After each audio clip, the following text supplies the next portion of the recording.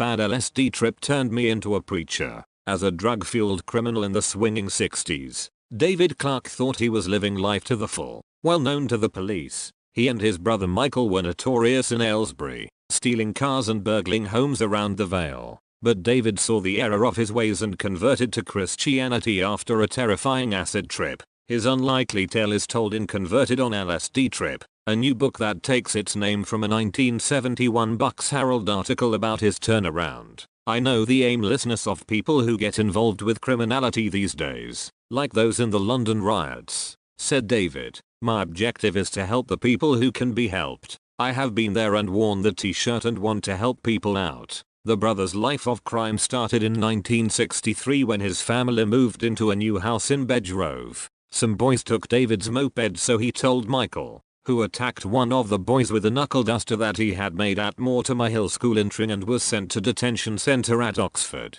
Michael spent the rest of his teenage years in and out detention centres and of Borstal. David began stealing bikes with a friend and was eventually given probation for stealing a motorbike. I started to mix with the wrong sort of people. I lived in my brother's sunlight as he was so notorious around Aylesbury, said David. As a 15-year-old you are only interested in girls, money and music. He and Michael continued their criminal endeavors, stealing cars and chloroforming people in Aylesbury's Grosvenor dance hall. But the brothers were sent back to jail for malicious wounding after shooting a woman with an air gun. We thought it was a joke, shooting some bird in the backside to make her scream, said David. When I got out of Borstal I was determined to live life to the full, and while inside I'd learned how to get away with a life of crime. For the next 3 years David went about stealing cars, mechanical equipment and anything else he needed. But his epiphany came on the 16th of January, 1970, when he had a terrifying LSD trip and thought he was going crazy.